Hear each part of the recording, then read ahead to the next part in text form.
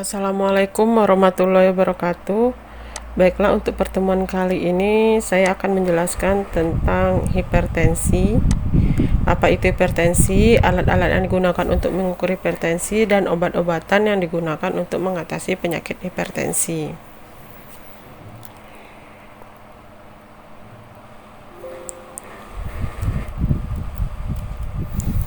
Oke, baiklah. Sekarang akan jelaskan hipertensi itu adalah suatu kondisi medis di mana akan terjadi peningkatan tekanan darah secara kronis dalam jangka waktu yang lama. Nah, bisa juga ini terjadi secara akut, namun lebih cenderung itu adalah secara kronis. Dari terjadinya itu dalam jangka waktu yang lama baru dia terjadi. Kemudian di mana penderitanya itu memiliki tekanan darahnya melebihi angka 140/90 mm Hg saat dia istirahat. Jadi kalau seandainya di bawah 140/90 itu berarti tekanan darahnya masih dalam kondisi normal. Jadi dia kalau dikatakan dia mengalami hipertensi itu ketika tekanan darahnya di atas 140/90. Namun ada juga pada kondisi tertentu, kalau seandainya orang yang biasanya tekanan darahnya rendah, misalnya 100/90, maka itu biasanya kalau 140 itu sudah tinggi. Namun kalau untuk orang yang sudah kebiasaan dia tekanan darah tinggi, angka 140/90 ini adalah angka yang menunjukkan masih angka normal. Nah, ini tergantung kondisi ya. Jadi tekanan darah itu adalah tekanan yang dialami darah pada bagian pembuluh arteri darah ketika darah dipompa oleh jantung ke seluruh tubuh manusia. Jadi itu adalah saat terjadinya tekanan jantung untuk memompa darah ke seluruh tubuh manusia. Itu tekanannya itu kuat apa rendah. Kalau seandainya kuat, itulah yang dinamakan hipertensi, menyebabkan hipertensi. Kalau seandainya lemah, itu namanya nanti penyakitnya beda lagi jenisnya, itu lebih cenderung ke jenis gagal jantung, ya kan, melemahnya pompa jantung tadi. Nah, berikut adalah jenis-jenis berbagai macam alat untuk mengukur hipertensi atau biasa kita kenal dengan tensimeter. Namun nama sebenarnya adalah sphygmomanometer. Nah, dia ada macam-macam nih. Kalau yang ini masih manual melihatnya. Jadi kita letakkan di bagian tangan, kemudian nanti akan ketemu air raksanya dan dideteksi melalui tangan pada bagian pembuluh darah kita. Ini juga masih normal, masih manual. Nah, kalau ini dia tinggal diletakkan di bagian tangan, nanti dia akan mendeteksi sendiri berapa tekanan darah kita.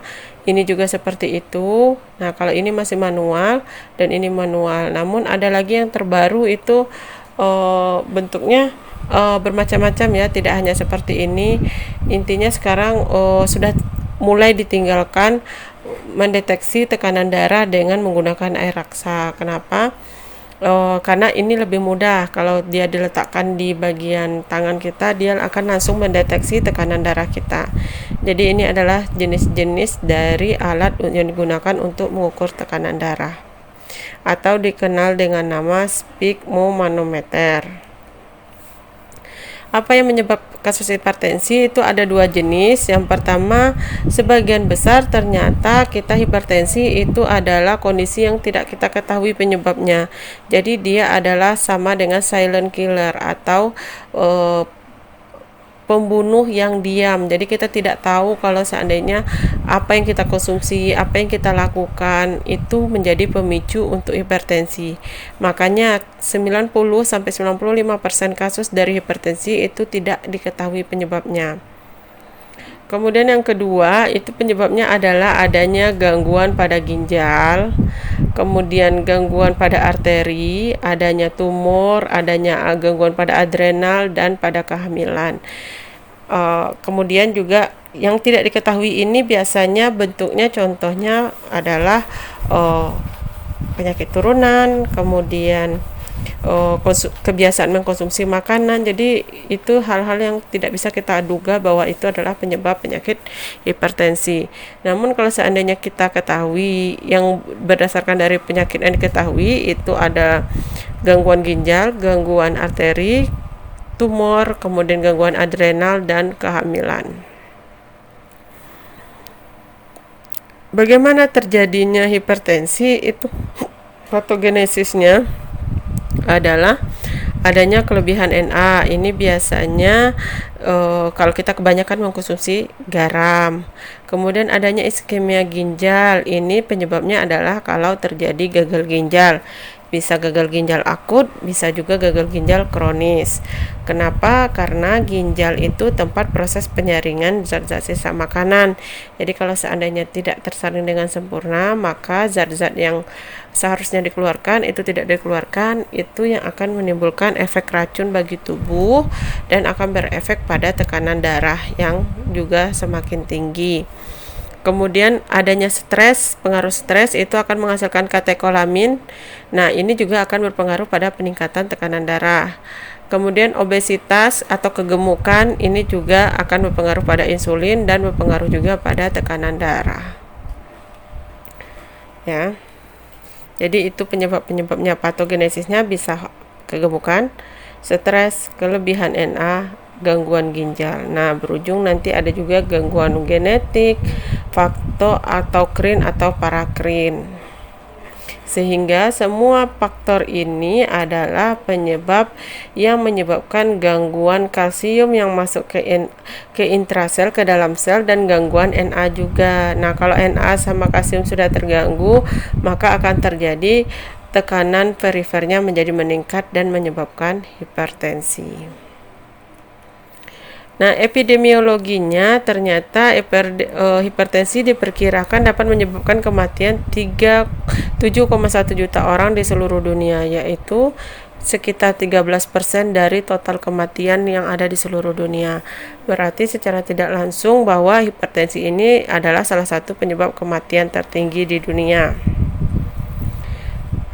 Menurut American Heart Association, dia menyatakan bahwa tekanan darah itu dibagi menjadi 3 bagian, yaitu kalau optimal sesuai kebutuhan itu adalah di bawah 120, tapi biasanya 110 itu masih dikatakan normal. Diastolnya 80, dicek setiap 2 tahun lagi kembali. Kemudian normal itu adalah di bawah 130 dan diastolnya di bawah 85, dicek tiap 2 tahun sekali. Ini masih normal namun sudah mulai beresiko, yaitu 130 sampai 139, di mana ini pada kondisi ini kita harus rajin mencek tekanan darah itu setiap 1 tahun. Ini pembagian tekanan darah yang masih normal ya. Ini masih dikatakan normal.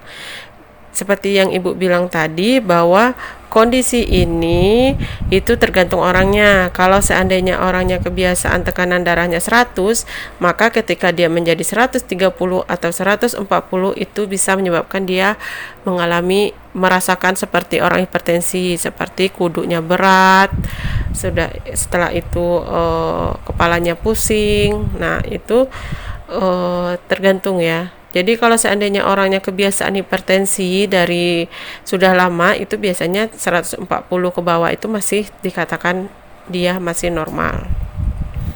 Nah, kapan dia dikatakan hipertensi? Yaitu pertama, kalau stage 1 itu kondisinya adalah 140 sampai 159 tekanan darah sistolnya.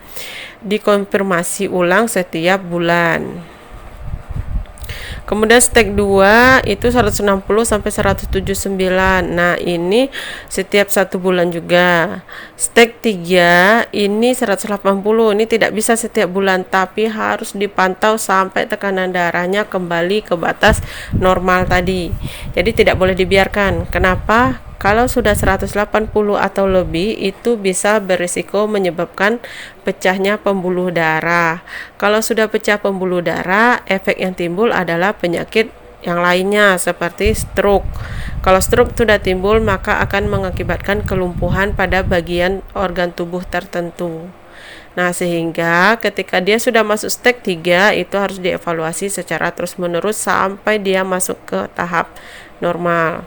Makanya kalau orang sudah 180 itu biasanya dirawat di rumah sakit. Mengapa tekanan darah itu bisa tinggi? Karena pertama mengkonsumsi garam yang terlalu tinggi, kemudian kegemukan, alkohol, stres, dan kemudian ini yang dapat kita kontrol ya, risiko yang dapat kita kontrol. Kayak alkohol itu bisa kita tinggalkan, tidak perlu kita mengkonsumsi alkohol, kebiasaan mengkonsumsi alkohol. Kemudian kegemukan, kita harus mengurangi berat badan kita. Kemasukan garam, jangan terlalu asin ketika memasak. Nah, stres juga harus dikontrol. Jadi ini adalah faktor risiko yang bisa kita kontrol dari tekanan darah. Nah, jadi kalau seandainya yang tidak bisa kita kontrol itu apa? Itu adalah kebiasaan, kemudian umur, dan yang terakhir ras. Jadi biasanya kalau umur ini adalah laki-laki dengan umur 35 sampai 50 tahun itu biasanya lebih berisiko terkena hipertensi. Kalau wanita itu biasanya setelah dia menopause. Kenapa dia setelah menopause bisa terjadi hipertensi? Karena kaitannya ke hormon dari wanita tersebut. Hormon estrogen pada wanita itu berperan untuk membantu dia mengontrol tekanan darah. Sedangkan laki-laki dia tidak memiliki hormon tersebut tapi jumlahnya sangat sedikit, sehingga laki-laki itu lebih cenderung mudah terkena hipertensi dibandingkan wanita. Jadi umur laki-laki itu 35 dan 50 itu sudah cenderung terkena hipertensi. Kalau wanita biasanya setelah dia menopause. Kapan wanita menopause? Saat dia sudah tidak mengalami menstruasi lagi. Biasanya itu terjadi di umur 50 sampai 70 tahun. Kemudian ada ras. Jadi 1 dari 3 orang Afrika itu lebih cenderung terkena penyakit hipertensi. Kemudian penyakit tertinggi juga biasanya orang berkulit hitam itu lebih cenderung terkena hipertensi. Itu karena pengaruh ras. Bagaimana penata laksanaannya? Jadi ini adalah spesialitnya, yaitu obat yang digunakan untuk mengatasinya. Yang pertama itu ada 2 jenis, yaitu pertama penata laksanaan secara non farmakologi, penata laksanaan secara farmakologi dengan obatnya. Kalau non farmakologi berarti kita tadi harus menurunkan berat badan, mengurangi asupan garam, dan menghindari faktor risiko yang lainnya seperti merokok, kebiasaan mengkonsumsi junk food, kemudian minum alkohol, kebiasaan mengkonsumsi makanan-makanan berlemak, dan mengurangi pekerjaan-pekerjaan atau hal-hal yang menyebabkan timbulnya stres bagi tubuh kita. Nah, kalau penata laksanaan farmakologi yang dengan obat itu ada 6 jenis, yaitu pertama golongan diuretik, kemudian golongan penghambat simpatik, golongan beta blocker, vasodilator, penghambat AC, dan antagonis kalsium. Sekarang kita bahas satu-satu bagaimana apa saja jenis obat-obat ini. Mungkin dipelajari di bagian farmakologi saja ya, farmakologi atau farmakoterapi. Jadi saya tidak akan menjelaskan ketika dia kondisi stage 1 itu apa obatnya, stage 2 apa obatnya. Itu nanti akan dijelaskan di mata kuliah farmakologi dan farmakoterapi. Nah, jadi obat-obat hipertensi itu ini di sini dia kerjanya. Kalau dia beta blocker dan antagonis alfa itu biasanya sistem kerjanya ada di bagian saraf pusat.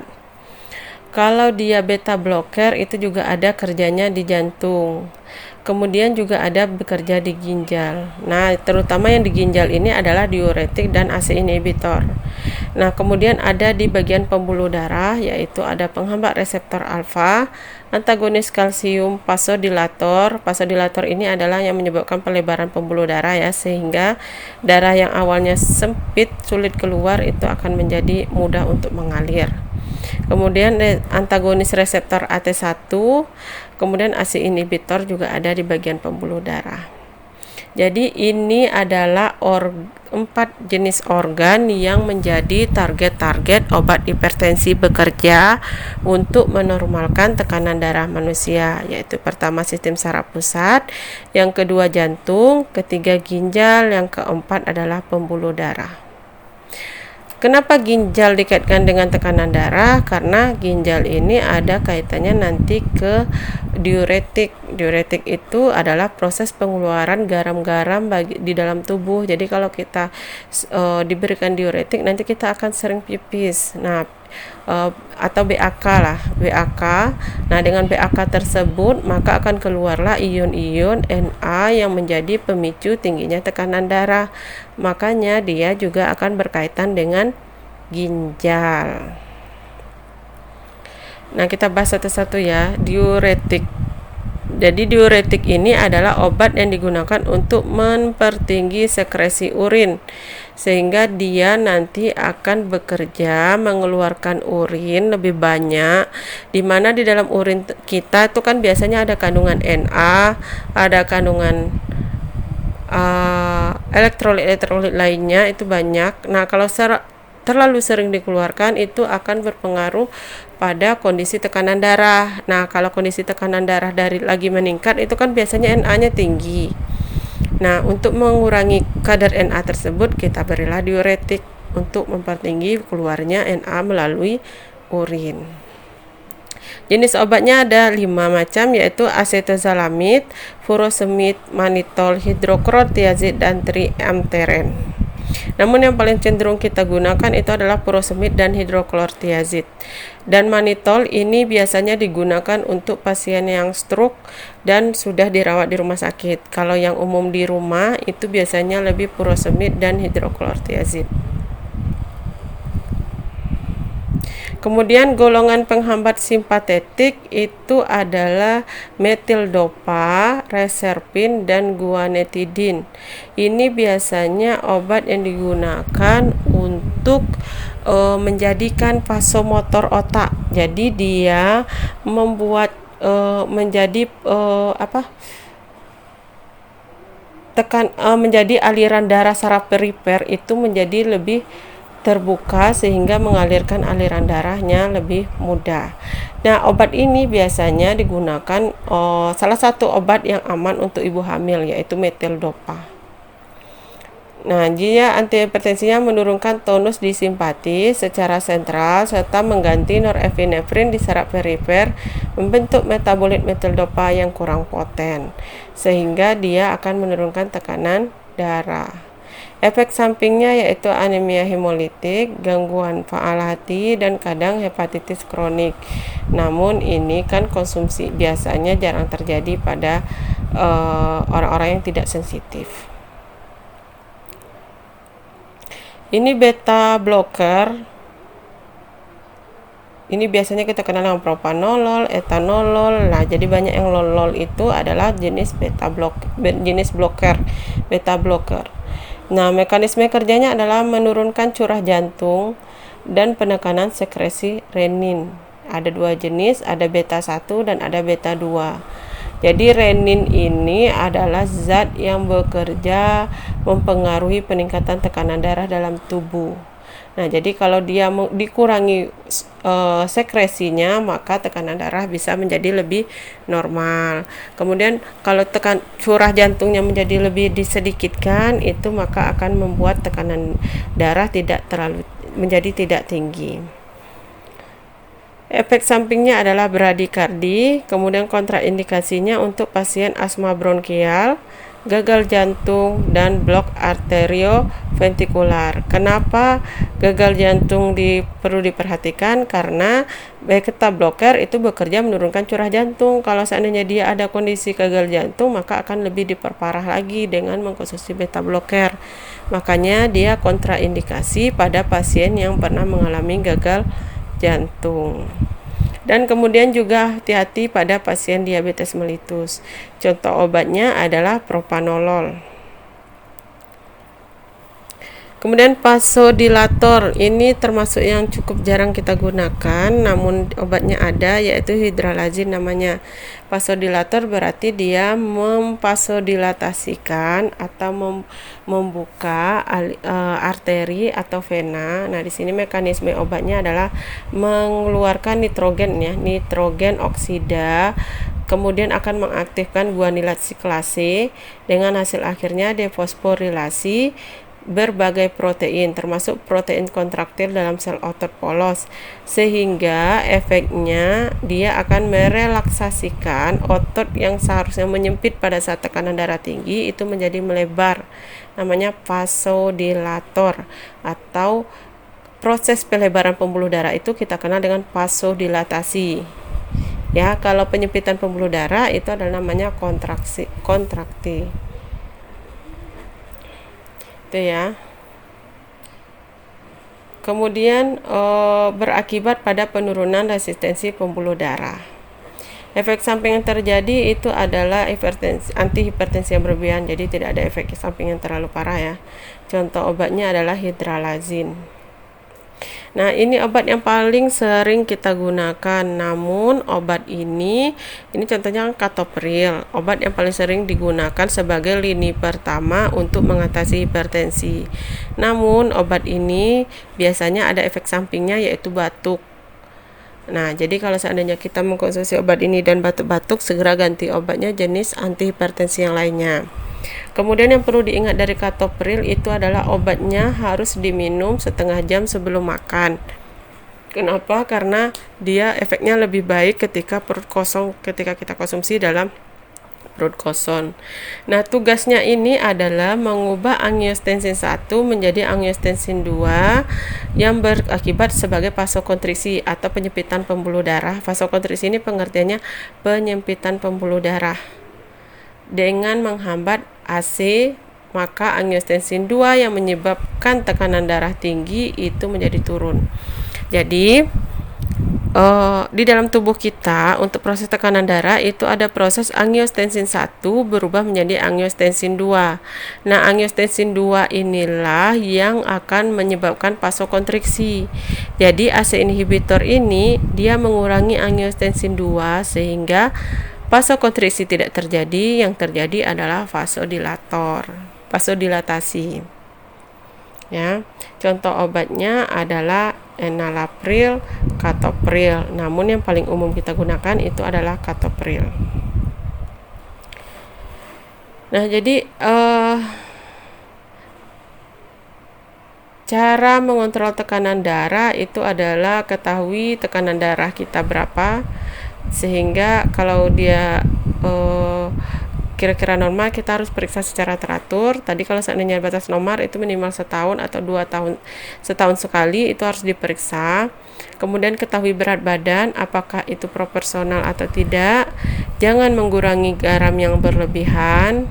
Kemudian makan makanan yang diet rendah lemak, jangan merokok. Jadi itu adalah, kemudian minum obat seperti yang sudah diresepkan, sering berkonsultasi dengan dokter, rajin berolahraga, ajak anggota keluarga untuk mengukur tekanan darah secara teratur, dan hiduplah secara normal dan bahagia.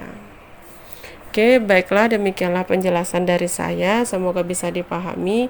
Yang perlu diingat dari spesialit itu bukan tentang farmakologinya, namun lebih ke alat yang digunakan dan obat-obatan yang kita gunakan. Jadi itulah yang namanya spesialit. Spesialit itu adalah alat yang digunakan dan obat yang digunakan untuk mengatasi hipertensi itu sendiri. Baiklah, demikianlah penjelasan dari saya. Saya akhiri. Assalamualaikum warahmatullahi wabarakatuh.